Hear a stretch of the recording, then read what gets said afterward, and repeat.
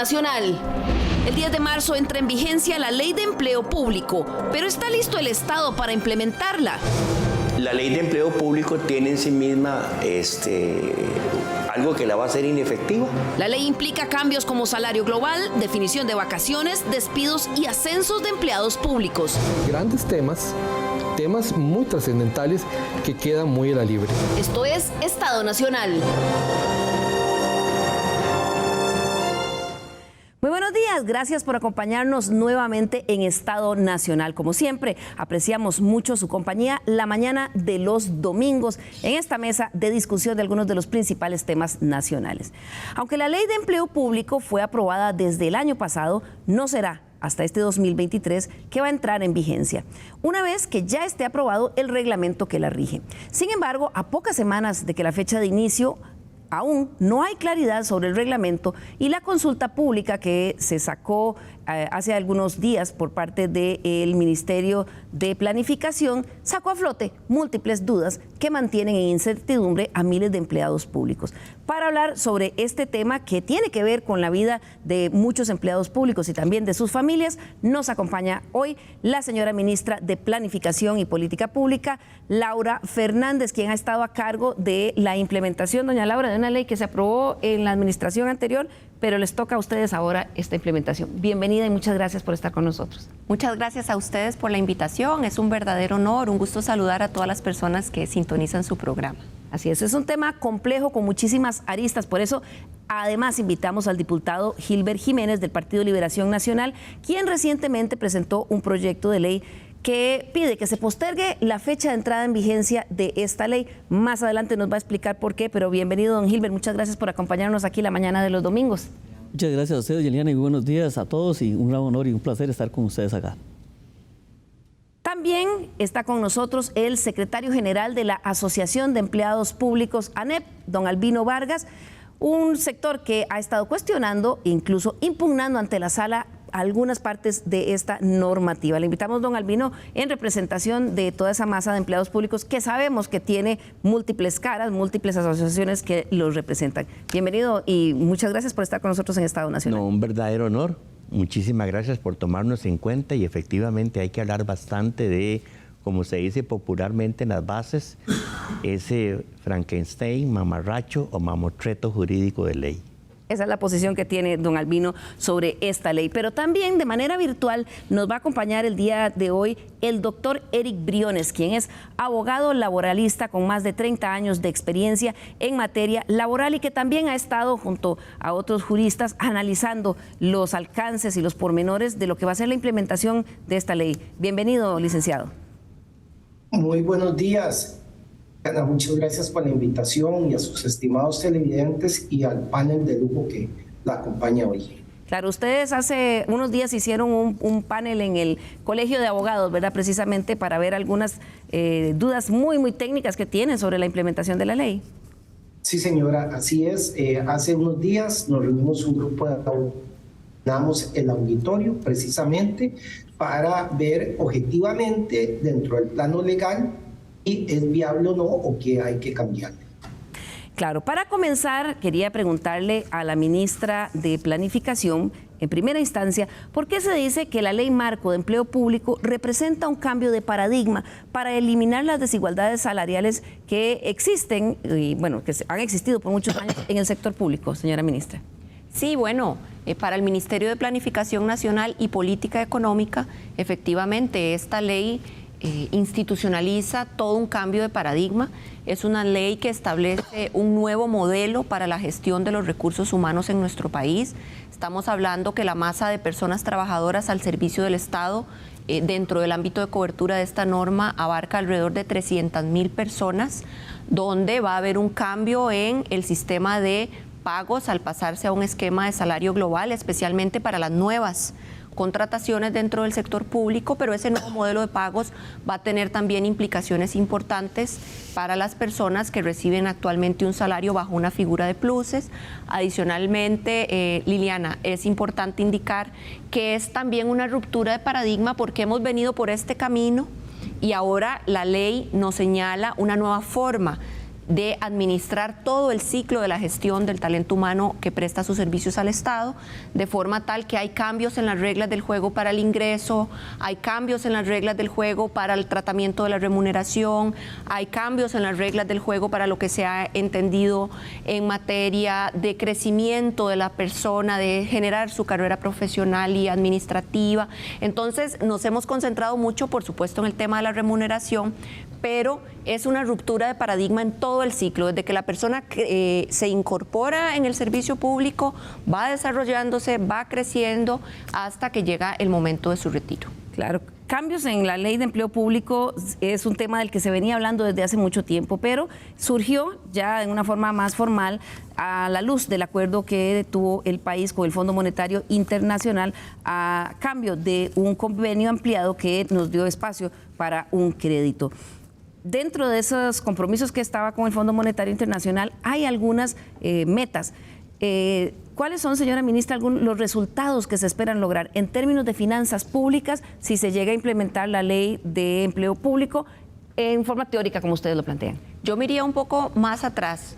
Esto no solamente surge a raíz del compromiso con el Fondo Monetario Internacional y a raíz de los préstamos que el fondo le está generando a nuestro país para contribuir a la estabilidad económica de Costa Rica. Esta ley surge también a raíz de disposiciones de la misma Contraloría General de la República que datan desde bastante tiempo atrás, desde el año 2009. La Contraloría viene advirtiendo a Costa Rica que estamos enfrentando un crecimiento exponencial de las remuneraciones en el sector público, pero más allá de ese crecimiento exponencial, que se está enfrentando el país a una heterogeneidad en el tratamiento que se le da a las personas trabajadoras. Heterogeneidad que ocasiona que hayan diferencias salariales de hasta un 150% para una persona que ocupa un puesto de naturaleza similar, con un nivel de responsabilidades similares, pero que el salario varía en esa proporción dependiendo del sitio donde se ubique la persona trabajadora.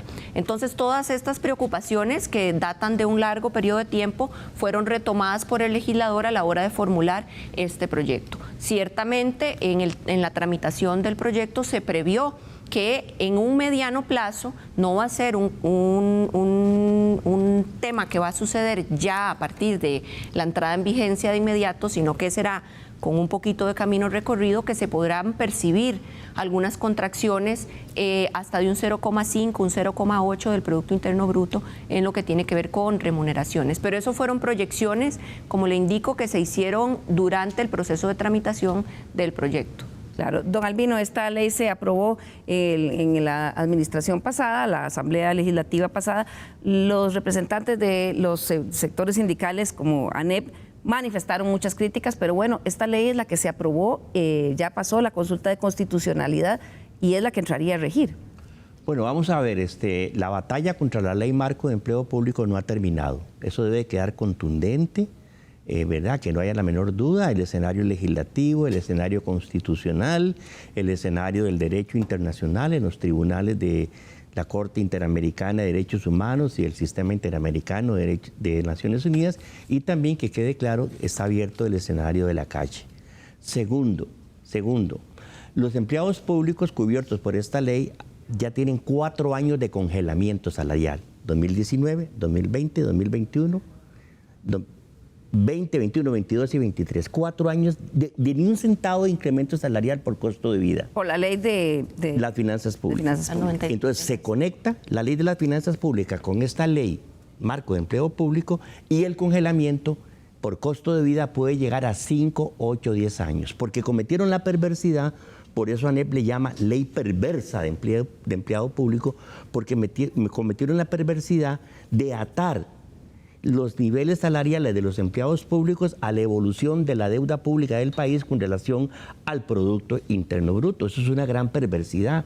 Pusieron a pagar a los empleados públicos, a los policías, a los maestros, a los trabajadores municipales de la Caja, de la IA, etcétera, el tortón de la deuda pública del país, ¿verdad? ¡Qué barbaridad! Perdón, una deuda pública que está demandando 5.500 millones de pesos cada 24 horas. Y no quieren hablar de eso ni el anterior gobierno ni este. Claro, que son dos problemas sin duda que tiene el país, el de la deuda pública que usted muy bien señala, pero también está el tema de la presión que genera la masa salarial. Según el último informe país que hizo la OCDE sobre Costa Rica, contener el gasto en esa masa salarial de empleo público va a ser clave para cumplir con la regla fiscal y mejorar la eficiencia del sector público.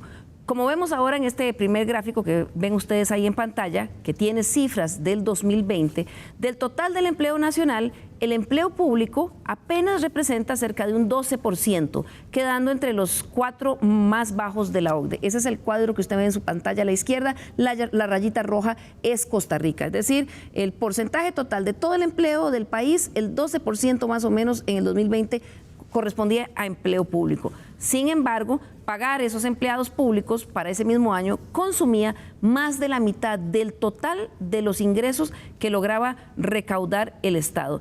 Es decir, esa remuneración o todo lo que se utiliza para pagar los salarios de los empleados públicos, ese porcentaje del total de ingresos es el más alto de los países de la OCDE. Es sin duda, don Albino, una situación claro, esas cifras son manipuladas, porque la otra mitad, ¿verdad? La otra mitad son los intereses de la deuda.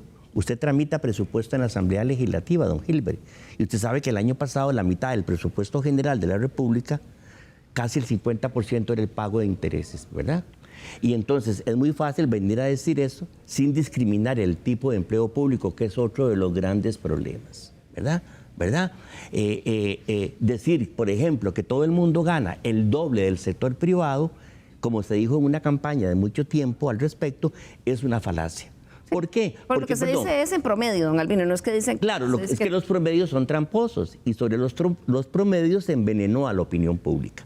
Pero a nadie se le ocurrió ir a una cárcel, a nadie se le ocurrió ir a una comisaría, a nadie se le ocurrió ir a un Sensinay, a nadie se le ocurrió a ver cómo se jalan pacientes en la caja, etcétera, ¿me entiende? Claro, pero ese tipo de empleo también hay en el sector privado. Todas esas posiciones de las que usted ha hablado, personas que jalan pacientes, personas que limpian caños. Claro, está bien. ¿Y qué está pasando con los salarios mínimos en el sector privado? ¿A quién le alcanza el salario en este país? ¿Cuál es el nivel de salario mínimo que está pagando Costa Rica? ¿Verdad? Claro, pero que la OIT nos señala con el dedo acusador, nos hemos convertido en un país profundamente desigual, nos desdibujaron la Costa Rica en la que crecimos, ¿verdad?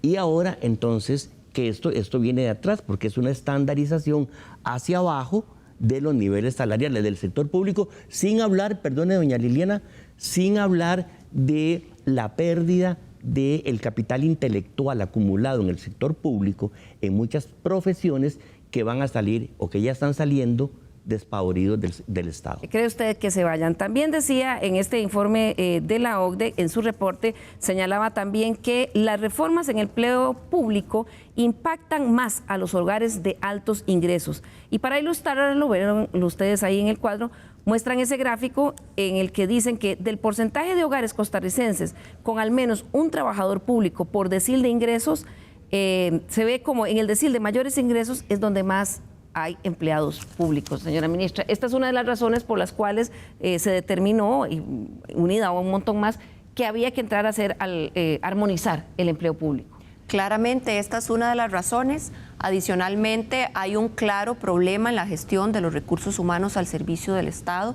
El tema del crecimiento exponencial de las remuneraciones, sin lugar a dudas, son una preocupación. ¿Por qué? Porque en la medida en que no tengamos un tratamiento equilibrado, nunca hemos hablado jamás de demeritar al funcionario público, ni mucho menos, pero sí es importante hacer una distribución de los ingresos nacionales acorde con las necesidades de nuestro país. Costa Rica tiene enormes necesidades de inversión en infraestructura de transportes, en infraestructura educativa, así que necesitamos efectivamente hacer una gestión responsable de la deuda, porque sin lugar a dudas es un problema país que tenemos, pero a la vez hacer una distribución equitativa de los ingresos de forma tal que se puedan cubrir todas las necesidades que nuestro país tiene. Así que esta reforma, en su espíritu original, buscaba precisamente generar un tratamiento homogéneo en el ciclo de la gestión de los recursos humanos, incluida la gestión de la compensación, para poner orden,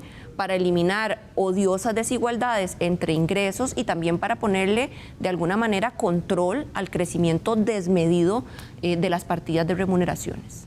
Claro, una vez que la ley se aprobó el año pasado, pues había una ventana de tiempo y el próximo 10 de marzo deberá entrar en vigencia esta nueva ley, a pesar de que aún persiste la incertidumbre de cómo es que se va a aplicar el reglamento. Apenas el pasado 14 de febrero, el Ministerio de Planificación cerró la recepción de consultas y observaciones y aún no se conoce el texto final del mismo. Veamos un recuento del proceso. La Ley Marco de Empleo Público se aprobó con el fin de ordenar el desigual sistema de compensación laboral del Estado. La OCDE había señalado que en el país existen hasta 260 tipos de pluses salariales distintos y se presentan casos de diferencias de hasta un 600% en la compensación en un mismo puesto en diferentes instituciones. Los salarios son una fuente de gasto crítica para el Estado. En el año 2021, un 47% del total de lo que se recolectó en impuestos se fue en pagar salarios. Para el año 2022, el porcentaje rondó el 45%. Así las cosas, según las estimaciones del compromiso que el gobierno hizo con el Fondo Monetario Internacional, se espera que con esta ley se logren ahorros entre un 0.8 a un 1.03% del Producto Interno Bruto. Entre los principales cambios que trae la ley está la implementación del esquema de salario global, que viene a reemplazar el sistema de salario base más pluses. Se espera que ese esquema aplique desde el día 1 para todo empleado nuevo en el sector público. Para quienes en este momento ganen más de lo que se determine para las distintas familias de puestos, su salario se congelará y serán excluidos de cualquier aumento hasta que el monto de salario global sea igual al que recibían. Quienes estén ganando por debajo de ese salario global continuarán así y se les incrementará por concepto de anualidades hasta que alcancen el monto global. En cuanto a las causales de despido, también hay un cambio importante. Los empleados públicos que tengan 2 evaluaciones de desempeño consecutivas con una nota menor a 70 serán despedidos de inmediato. En materia de vacaciones también habrá cambios, pues se limitarán a un máximo de 20 días al año y no se podrán acumular por periodos consecutivos. Tampoco se podrán cambiar por compensación monetaria cuando no se tomen. En materia de convenciones colectivas, la normativa también indica que no se podrán generar nuevas obligaciones o derechos. Sin embargo, las dudas sobre la forma en que se aplicará el reglamento que sacó a consulta el Mideplan han saltado por todo lado. La Dirección Jurídica del Poder Judicial expuso ante la Corte Plena una serie de observaciones a dicho reglamento, entre las que se señala una redacción ambigua y confusa, problemas de legalidad y constitucionalidad en su articulado, así como importantes omisiones. Hay normas que desbordan los alcances que establece la Ley Marco de Empleo Público, o sea, va más allá del ejercicio de la potestad reglamentaria. Por otra parte, tiene omisiones importantes, hay elementos que deberían ser desarrollados por ser un reglamento ejecutivo. Y por otra parte, este tipo de reglamentos, como está planteado, pues tiene una serie de efectos hacia las personas en cuanto a aspectos que no estaban contemplados de la ley, pero que van a tener una incidencia precisamente derivada de esos excesos. También la Procuraduría General de la República señaló a Mideplan que encontró redacción confusa y equívoca, ambigüedades y disposiciones de redacción oscura. En algunos aspectos específicos hizo señalamientos puntuales, como que el congelamiento salarial podría tener efecto pernicioso si se mantiene indefinidamente o por largo plazo. Además, en cuanto al tema de evaluación de desempeño, sostiene que la redacción no está clara en el reglamento. Los sindicatos también enfilan sus baterías contra el reglamento. Y el artículo 6 de la Ley de Empleo Público ya trae en su redacción la posibilidad de que en entes públicos de autonomía haya empleados de un carácter y empleados de otro carácter. Eso nos va a generar un caos institucional, un caos laboral, un atascamiento de demandas laborales. Ese reglamento se sacó a consulta para algunos un tiempo demasiado corto antes de que tenga que entrar en vigencia la ley, el 10 de marzo. El 14 de febrero se cerró la recepción y llegaron, señora ministra, 143 propuestas de observaciones. ¿Cómo vieron esas observaciones? Porque cuando uno ve lo que dijo la Dirección Jurídica del Poder Judicial y lo que dijo la Procuraduría General de la República, señalan errores graves de redacción, de claridad y temas, incluso hablan de redacción oscura. En realidad, la consulta pública salió con un margen de tiempo amplísimo. La consulta del borrador del reglamento. Si usted revisa la Ley Marco de Empleo Público en sus artículos transitorios, le establece al Mideplan hasta 6 meses posteriores a la vigencia de la ley, que es ahora en marzo, para reglamentarla. Es decir, nosotros tenemos hasta el mes de octubre de este año para reglamentar, según lo establece, le reitero, uno de los artículos transitorios de la ley. Ahora si la ley entra en vigencia el 10 de marzo y hoy estamos que a 26 de febrero y no se conoce todavía la redacción final, ¿cómo se van a poder subir en el barco todas las instituciones y saber cómo aplicar el reglamento? A eso voy. Nosotros terminamos la consulta pública, de la cual nos recibimos 143 observaciones. Posiciones, digamos. No, recibimos 165 instituciones o personas físicas que participaron. A eso, muchas de esas observaciones eran similares. Hicimos una agrupación. De hecho, Mideplan estableció que las consultas se recibían en línea, de forma tal que la sistematización fuera de una manera fluida. Entonces pudimos agrupar las observaciones por artículos. Algunas eran reiteradas, en otros casos no eran observaciones a los artículos, sino eran opiniones sobre la ley. Ahora bien, es importante indicar algo: el reglamento no puede estar por encima de la ley. Por ejemplo, lo que usted comentaba de observaciones de la Procuraduría General de la República, lejos de preocuparnos a nosotros, nos fueron de una inmensa utilidad para depurar el reglamento. Los ejercicios de participación ciudadana y de consulta pública, como es este caso, un reglamento de esta envergadura no se pone en consulta pública para que todo el mundo me dé una palmada en la espalda y me diga está perfecto. Muy al contrario. El propósito de este ejercicio es que la gente que va a ser la usuaria del reglamento nos indique oportunidades de mejora. En el caso de la Procuraduría, buena parte de las observaciones de la Procuraduría nos ayudaron a cambiar un verbo de pasado a presente, ajustes meramente de forma para revestir de mayor seguridad jurídica. Y sobre lo que usted proyectó ahorita en este video cortito que vimos sobre a elementos relacionados con el congelamiento salarial, eso no está inventado por el reglamento, eso viene directo de la redacción de la Ley Marco de Empleo Público. ¿Qué sigue ahora? ¿Cuándo va a estar listo el reglamento? O sea, ¿cuánto de esas 160 y resto de observaciones se van a incorporar en el reglamento? ¿Cuán diferente va a quedar de cómo venía? El reglamento maneja el mismo espíritu. Ya todas las observaciones fueron procesadas por un equipo técnico del Mideplan y ya el reglamento se encuentra en leyes y decretos. Pero ya se dio a conocer a la población cuál es la versión final. La versión final del reglamento ya no se coloca de nuevo en consulta pública.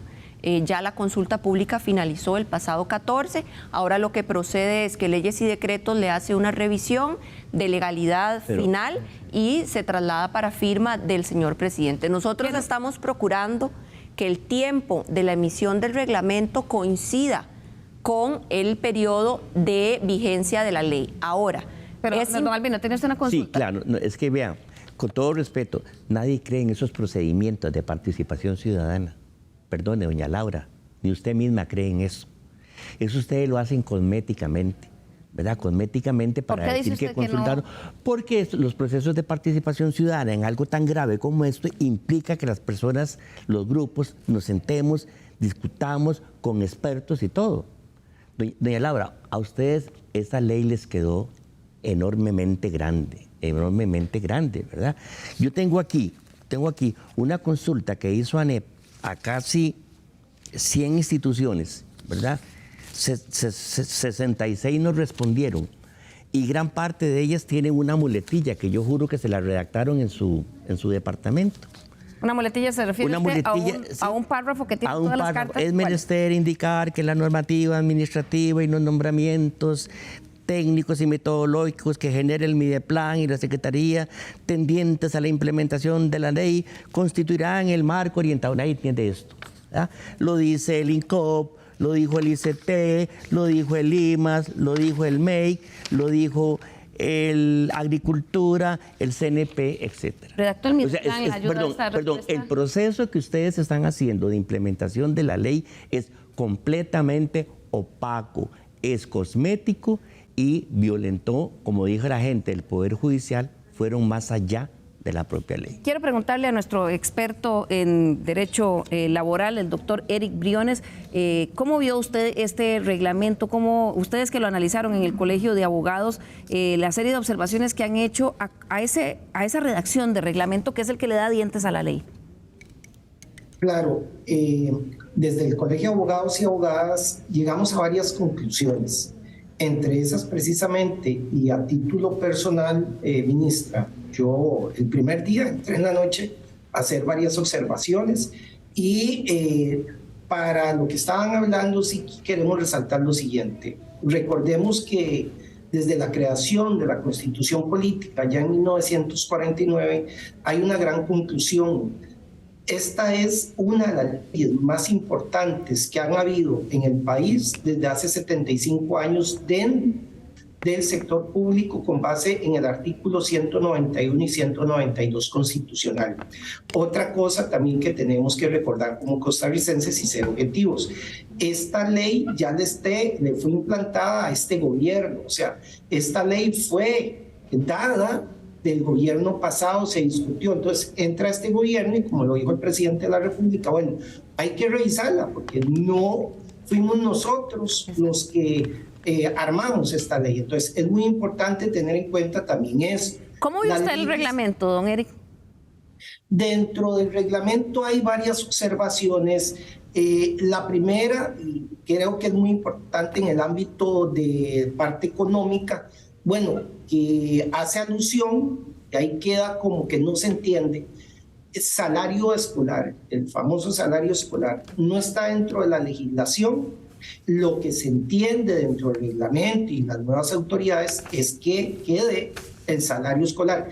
Ahí se propuso una redacción diferente para que no haya la menor duda y no choque incluso, porque recordemos que el salario escolar no está por ley, está en un decreto del año 1994. Entonces, sí hay que mejorar, por ejemplo, en lo que tiene que ver en eso. Y algo muy importante que llegamos a la conclusión desde el Colegio de Abogados y Abogadas en cuanto al reglamento, es que qué lástima, y sí se lo hicimos a ministra, dentro del como ciudadano, que hay que tomarlo en cuenta, los permisos con goce y sin goce salarial son omisos en cuanto al reglamento. La ley lo estipula en el artículo 39 y 40, pero vean qué extraño y qué puede ocasionar esto. Hay permisos idénticos, unos con goce y otros sin goce salarial. Hay solo una excepción que se da cuando es sin goce salarial. Pero lo que se esperaba, lo que esperábamos nosotros en el Colegio de Abogados y Abogadas, era que vía reglamento se regulara cuándo van a ser con goce salarial y cuándo sin goce salarial, porque la ley no lo dice. ¿Y eso qué va a ocasionar, doña Liliana y estimados televidentes? Bueno, puede ocasionar dentro del ámbito laboral público muchos casos de acosos.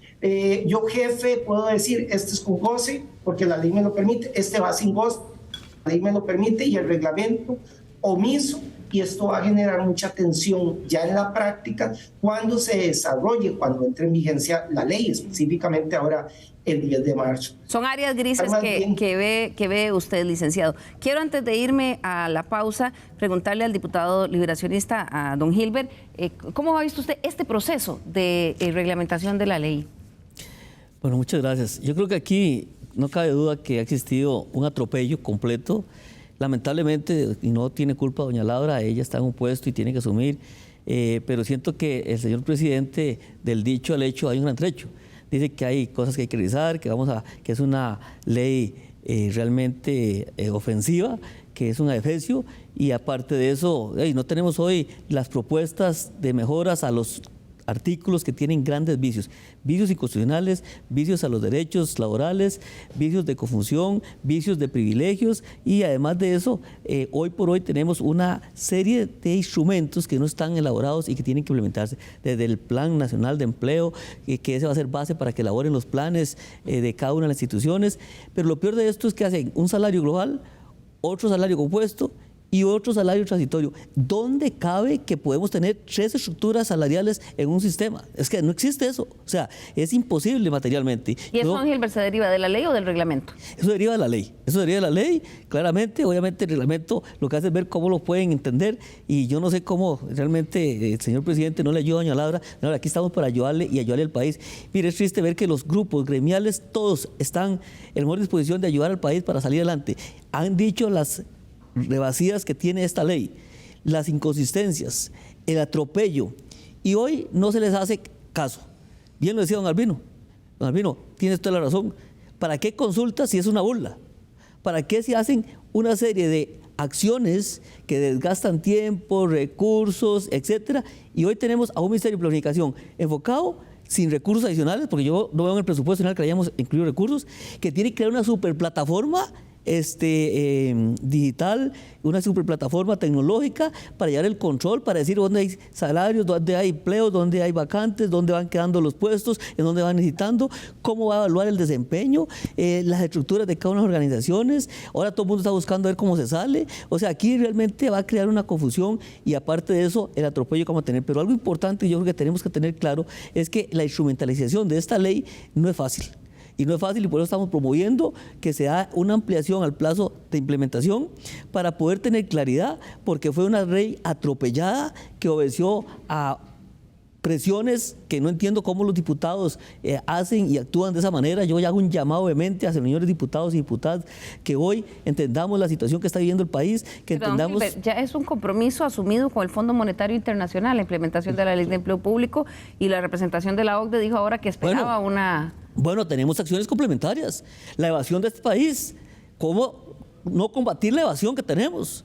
Es que aquí nos vamos por la parte, no es una ley de empleo público, es una ley de control de salarios de los funcionarios públicos. Aquí no estamos pensando realmente en cómo beneficiar al país con las mayores. Imagínense la fuga que estamos teniendo de profesionales que hoy están saliendo, de especialistas en la caja, de las universidades. Bueno, educación, me decían que personas de inglés, profesores, ganan más en un call center que dando clases hoy en el sector de educación. Es que queremos mediocridad en el Estado. Queremos llevar al Estado a una situación donde los servicios, los bienes y lo que tenemos que brindarle no sea de la calidad que todos los costarricenses necesitamos y merecemos. Perdón, doña Liliana, un elemento más, disculpe. Que muy brevemente, sí, para irnos a la pausa con doña Laura también. Eso de que es un compromiso y que por tanto hay que honrarlo, más bien es una estafa a los organismos financieros internacionales, porque usted está supuestamente honrando ese compromiso con una ley endeble, de gran inseguridad jurídica, llena de contrastes. Que le va a generar costos al Estado. Que va a generar costos al Estado, porque creo yo, y abrimos el camino en ese sentido, se va a discutir hasta en sede internacional. ¿Qué seguridad usted le dio al tal FMI, a la tal OCDE, con ese tipo de legislación tan atropellada y con un reglamento, y que no hemos hablado de la regañada que les pegó la Contraloría, señor? Ahora vamos a hablar de eso en el segundo segmento, pero quería cerrar con usted, doña. Sí, muchas gracias. Mire, la consulta pública que se hizo de este reglamento fue un ejercicio muy serio.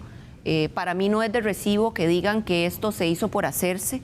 Desde ningún punto de vista, los funcionarios técnicos de Mideplan y de la Dirección General del Servicio Civil y de la misma Presidencia de la República, que han asumido este trabajo durante horas y como un ejercicio técnico precisamente para que cada una de las observaciones que se recibieron fueran revisadas y consideradas. Ahora, les repito, la Ley Marco de Empleo Público efectivamente fue gestionada desde la administración anterior y ahora lo que nos corresponde es implementarla.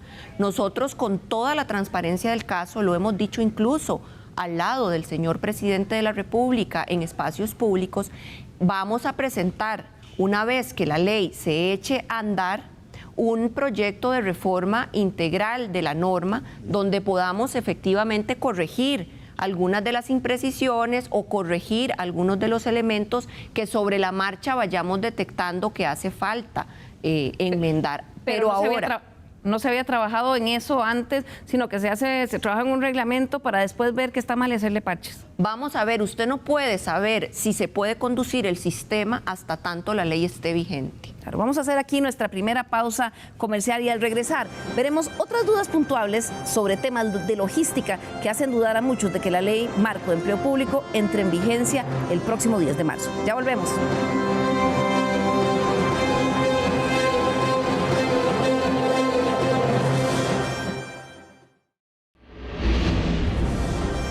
Le recordamos nuestro correo l.carranza@teletica.com. Escríbanos, nos interesa mucho conocer sus observaciones y sugerencias de temas para hablar aquí en nuestra mesa de discusión. Hoy estamos hablando de la Ley de Empleo Público. El próximo 10 de marzo debe entrar en vigencia, pero aún no se conoce el reglamento final con la que la misma se va a implementar.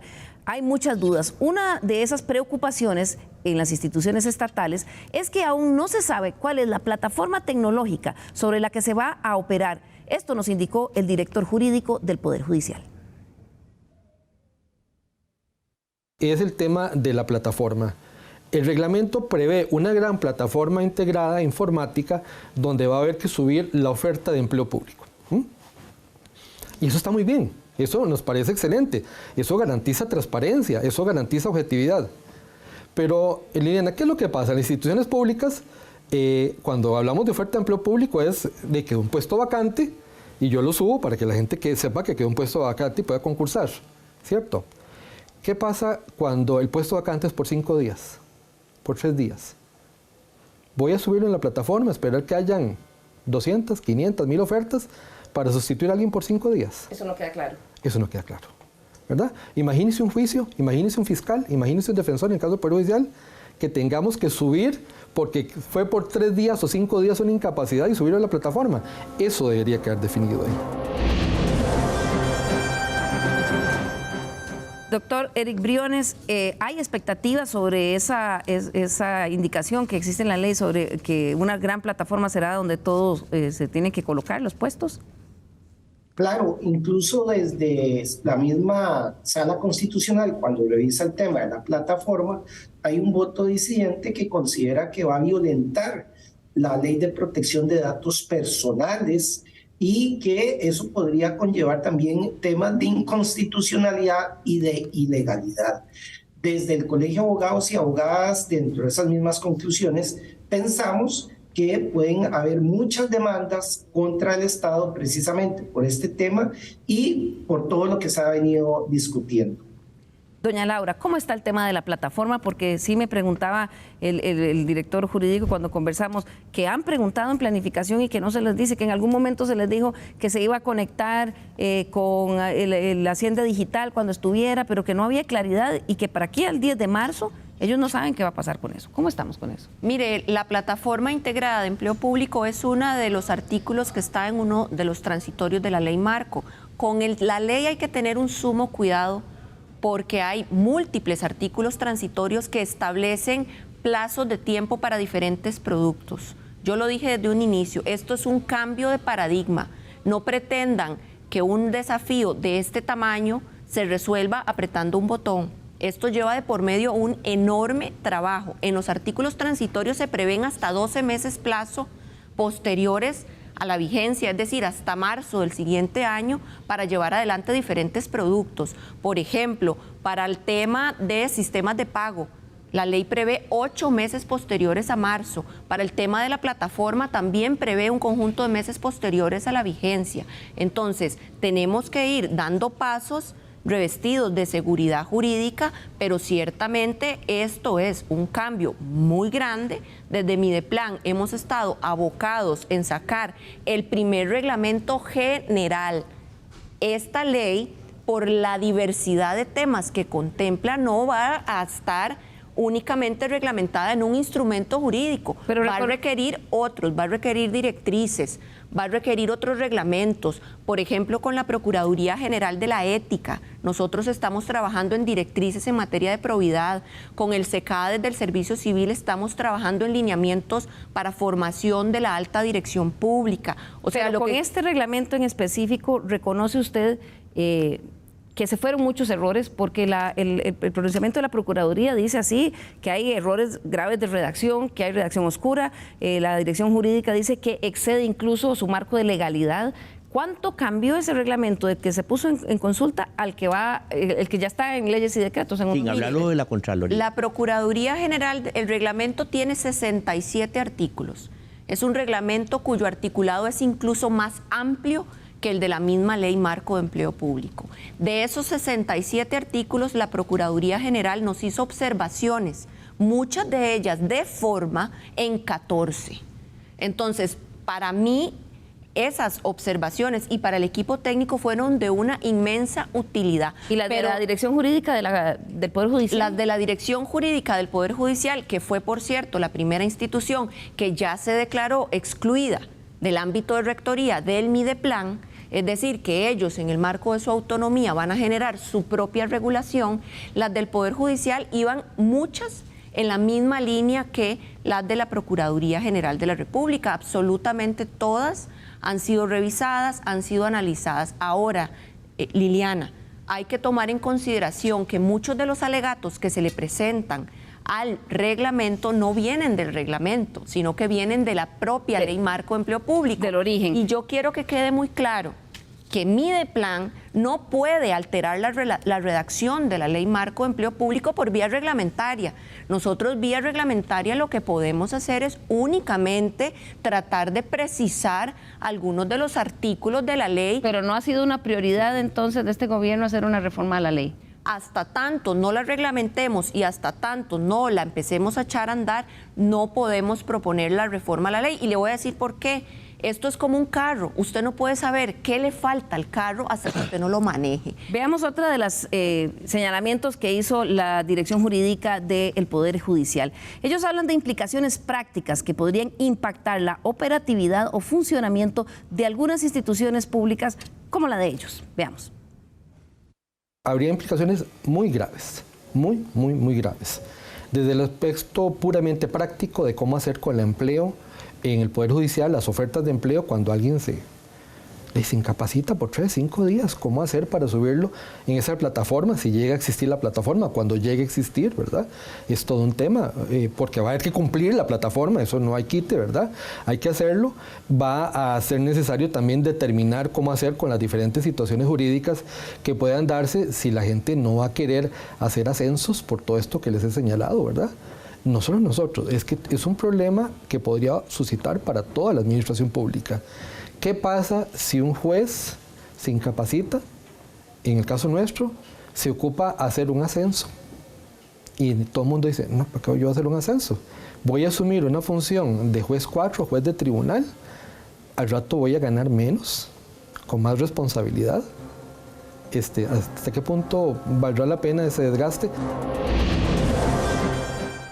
Doctor Eric Briones, experto, doctor en Derecho Laboral, experto en este tema que lo he estado analizando. ¿Qué otras cosas puntuales le preocupan a ustedes de la redacción de este reglamento?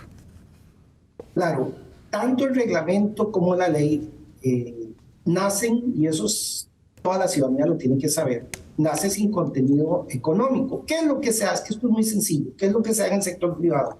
En el sector privado, por ejemplo, si a mí me van a cambiar las reglas del juego, de tantos años que tengo de laborar, por ejemplo, en el sector público, le dicen, si no está, le liquida y lo contratamos bajo diferentes reglas. Esa posibilidad no la da la ley, como la dio, por ejemplo, en otras instituciones cuando han hecho un salario único.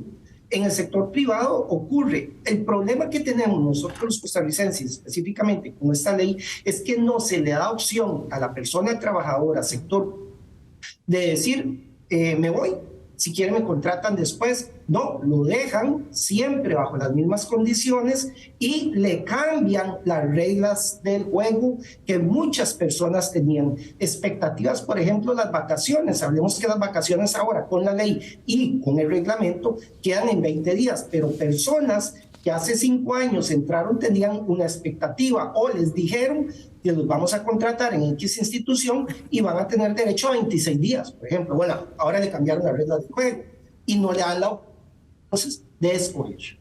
Claro, don Albino, ¿qué otras Va a haber una discusión en el plano de los derechos humanos a partir de los compromisos internacionales del país que son de obligado cumplimiento en materia de derechos adquiridos y de situaciones jurídicas consolidadas. Eso hay que, fírmelo usted, que eso va a generar una andanada de demandas, ¿verdad? Una andanada de demandas internas y externas. Si se entra en vigencia la ley Seguro. así tal cual está. Así es. Y recuerde que para nosotros el problema no es el reglamento, el problema es la ley. La ley, ¿verdad? Una ley abusiva y una ley con un principio ideológico. Por eso a mí me llamó la atención el tema de la Procuraduría empleó en la terminología oscura, ¿verdad? Es decir, esa ley lleva el germen de un Estado autoritario, de un Estado excesivamente vertical, ¿verdad?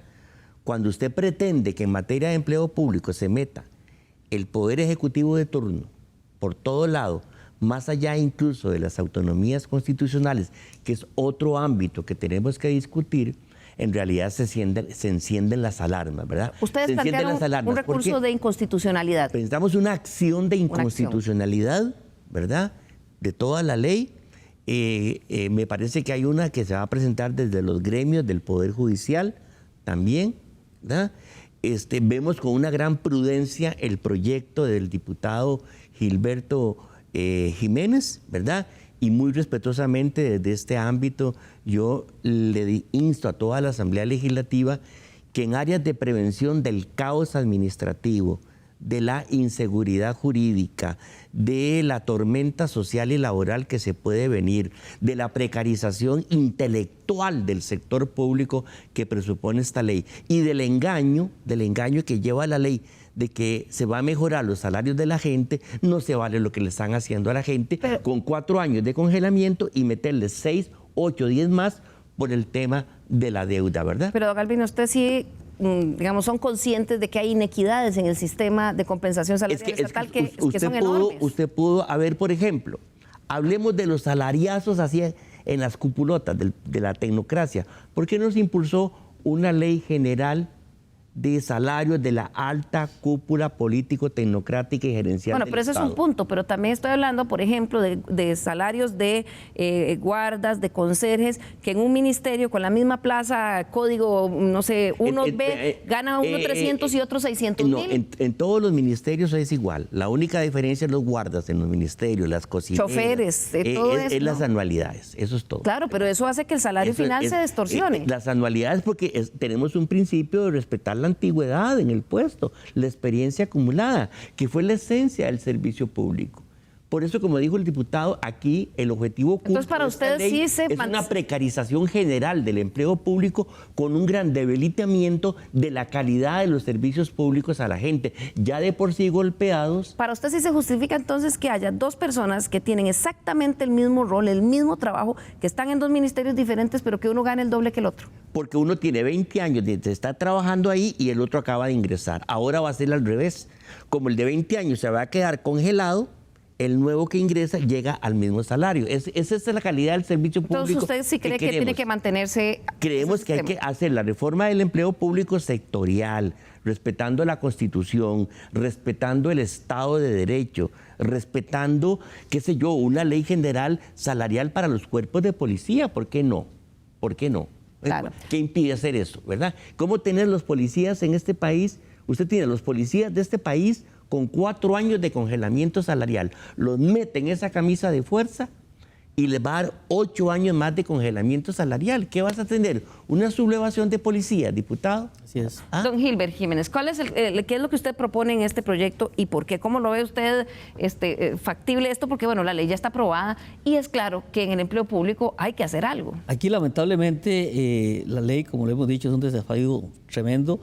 Lamentablemente, hay acciones que son contra los derechos laborales, contra los derechos constitucionales, contra el derecho social que tenemos en nuestro país y que lleva a imposibilidades. Esta plataforma digital, electrónica del empleo público no se va a tener en 8 meses, es imposible tenerla. Yo no entiendo cómo quieren correr, implementar algo y después ver cómo lo corren, cuando saben que ya están las cosas mal. Si ya sabemos que existen errores, que existen inconsistencias, que nos los han dado a conocer todos, que estamos imposibilitados, que Mideplan no va a poder implementar todos los requerimientos porque no los puede hacer, naturalmente incapacidad, no porque no tenga las condiciones, sino porque requiere tiempo, requiere recursos, requiere personal. La plataforma tecnológica, perdónenme, hoy estoy viéndolo aquí y le apuesto que en 2 años no tenemos eso implementado. No tenemos todavía Hacienda Digital. No va a estar la Hacienda Digital, la descoordinación, tenemos que articular los esfuerzos con la Dirección de Servicio Civil, Mideplan y todas las áreas de recursos humanos de cada una de las diferentes instituciones. Y cada institución haciendo una plataforma, porque van a decir, nos consideramos que estamos excluidos y excluyentes totalmente, vamos a hacer nuestra propia plataforma, nuestros propios manuales. O sea, están haciendo incurrir en costos a todas las instituciones, sacrificándonos en procesos, porque eso es lo que va a pasar, y creando un caos a nivel nacional. Y lo más grave de todo esto, Dios quiera que no, pero se van a acordar, las demandas, los costos, los daños y perjuicios, ¿quién los va a pagar? ¿Usted, costarricense? Usted que está ahí, él que va a tener que pagar los platos rotos por las irresponsabilidades y por no entrar en razón. Yo hago un llamado obviamente para entrar en razón, que esta ley no podemos aplicarla actualmente, que nos demos el espacio, que corrijamos los artículos. He dicho y todos los grupos están totalmente de acuerdo en que se corrijan los artículos que están realmente contrapuestos, que no corresponden, que busquemos la racionalidad y sí, hagamos la ley, una ley de empleo público que lleve a la eficiencia, a la eficacia, a la mejoría. Los criterios de evaluación de desempeño, perdónenme, hay cada cosa que pusieron ahí que yo no me imagino cómo van a hablar a un médico, lo van a hablar a un chofer, a un ciudadano, a un misceláneo.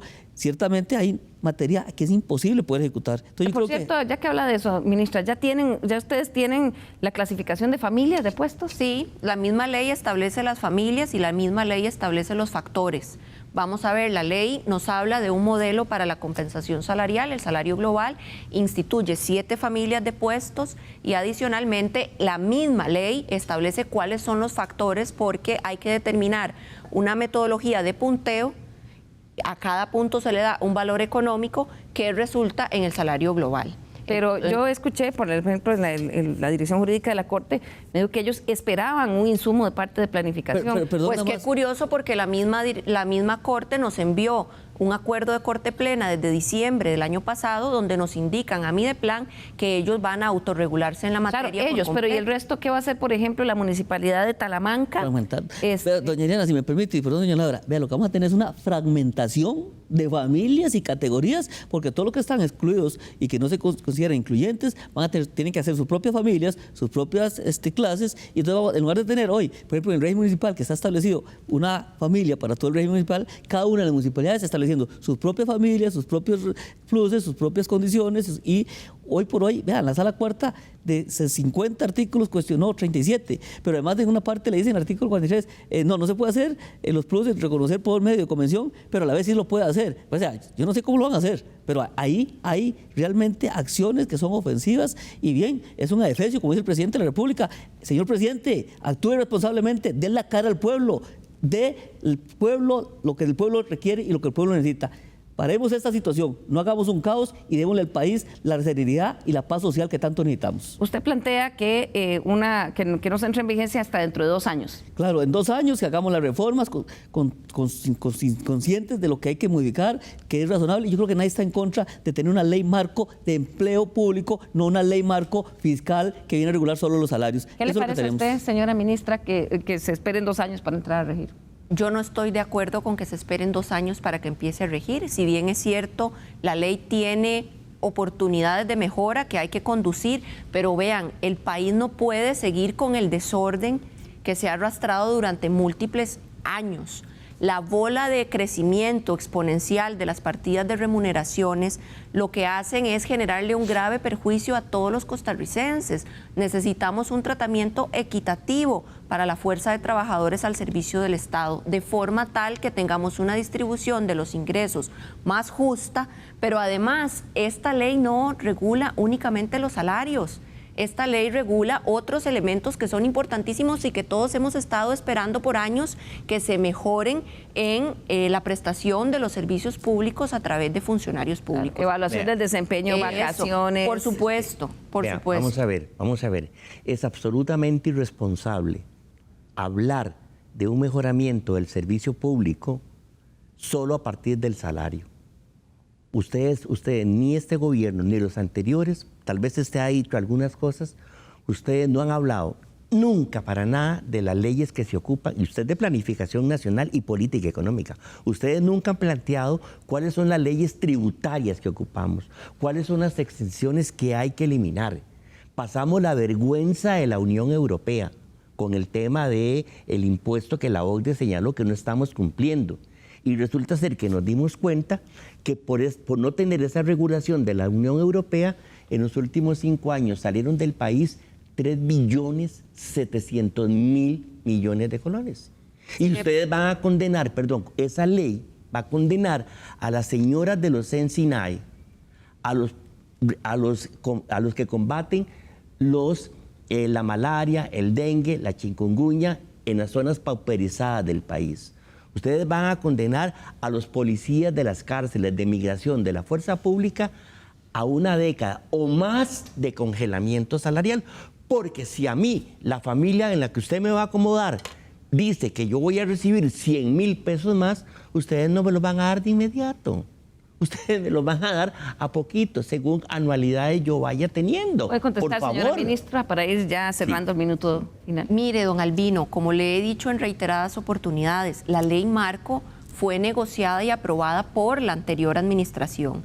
Eso quiere decir que a nosotros ahora lo que nos corresponde es implementarla. Ustedes van a seguir ahora, con esa irresponsabilidad, incluso engañando a los organismos le rogaría que no me... Le rogaría que la ley... Yo no lo interrumpa a usted, entonces no me interrumpa usted a mí, por favor. El hecho es que la ley está aprobada, ya está aprobada y pues dice que tiene que empezar a regir a partir del 10 de marzo. Yo quería, tal vez, porque como don Albino me interrumpió, desde mi cargo en modernización del Estado, que es una de las competencias que tenemos en Mideplan, hemos presentado a la corriente legislativa alrededor de 11 proyectos de ley para mejorar la eficiencia en la prestación de los servicios públicos, para mejorar instituciones que brindan servicios públicos esenciales como el Ministerio de Agricultura, para cerrar y reordenar órganos desconcentrados que han perdido su razón de ser. Hemos presentado una propuesta de reestructuración del MINAE. Este gobierno, don Albino, tiene una agenda clarísima en materia de modernización y de reforma del Estado. Yo sé todo eso. Esta ley es efectivamente, como fue su primera pregunta, Liliana, es un cambio de paradigma. Sabemos que va a generar resistencias y así las estamos viendo, pero si bien es cierto, no podemos tirar por la borda todos los compromisos que tiene nuestro país y adicionalmente el espíritu de la ley, que es un espíritu que es bueno para nuestro país, que va en procura de ordenar, que va en procura de combatir abusos en pluses salariales, que va en procura de migrar a un modelo salarial global que sea incluso más fácil de administrar. Doña Laura. Ahora bien, tenemos tiempo instituido en los artículos transitorios de la ley. Claro, pero nadie dijo que esto iba a ser Señora fácil. ministra, disculpe, ¿cuántos proyectos para reducir la evasión fiscal, el fraude fiscal, la fiesta de las exenciones y las exoneraciones? ¿Cuántos proyectos ha presentado usted, su gobierno? Don Albino, perdón, pero yo no sé si usted se habrá dado cuenta que el Ministerio de Hacienda de esta administración ha sido de los más activos en el combate del fraude fiscal, haciendo incluso públicos acciones clarísimas en combate al fraude fiscal. Yo hablo de proyectos de ley. Claro, ahí sabemos que el ministro de Hacienda ha hablado de que va a presentar el de renta global. Vamos a ver cuándo se presenta. Tiene usted toda la razón, don Albino. Esos temas que tienen que ver con ingresos requieren un programa completo solo para hablar de eso.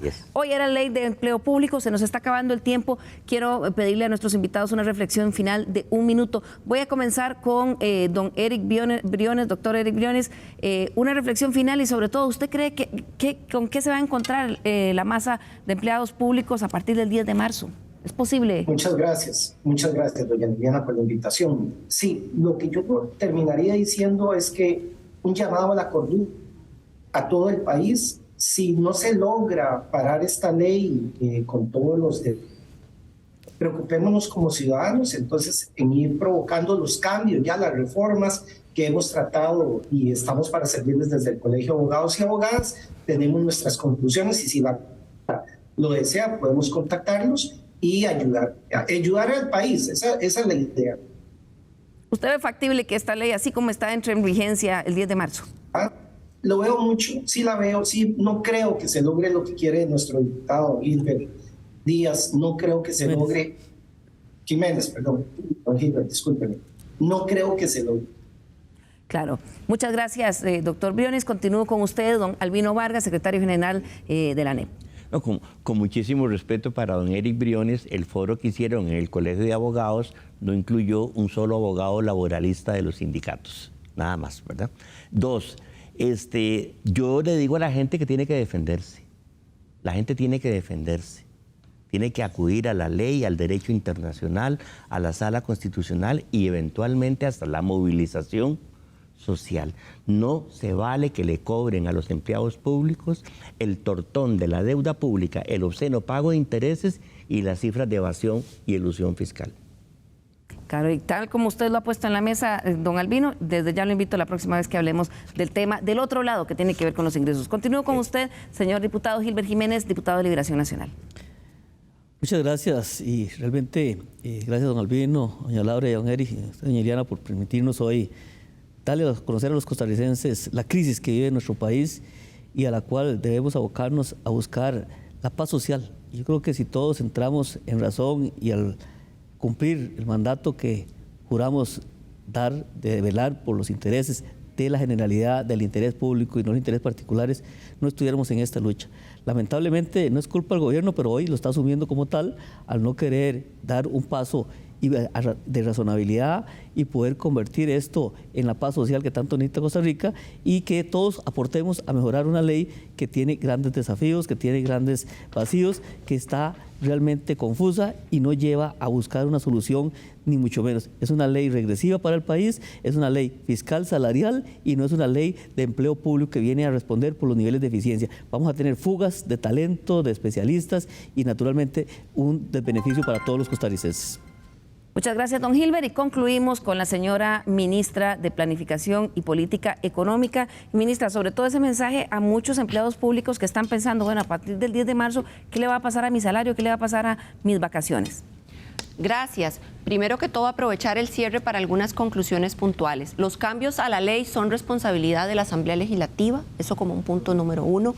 Como un punto número 2, el Ministerio de Planificación Nacional y Política Económica, junto con otras instituciones que están dentro de la ley como las responsables de conducir este proceso, como la Dirección General del Servicio Civil, la Secretaría Técnica de la Autoridad Presupuestaria, entre otros, hemos hecho un ejercicio muy serio, muy riguroso para tratar de implementar esta norma que no se aplica y que no es posible implementar apretando un botón. Esto es por etapas y los mismos artículos transitorios de la ley instituyen plazos posteriores a marzo para ir generando diferentes productos intermedios. Ahora bien, para nadie es un secreto que nuestro país urge medidas de política pública que le pongan freno al crecimiento exponencial de las partidas de remuneraciones. Esta ley que fue aprobada por la anterior administración puede no ser perfecta, pero podemos sobre la marcha emprender reformas que nos generen una mejoría tangible, pero hay que echarla a andar para ir haciendo ajustes desde ya en los sistemas. Sin duda, este será un tema que va a dar muchísimo de qué hablar a lo largo de este año y aquí en Estado Nacional estaremos analizando todas sus implicaciones. Muchísimas gracias a nuestros invitados del día de hoy y a ustedes en sus hogares por acompañarnos. Los esperamos el próximo domingo aquí en Estado Nacional.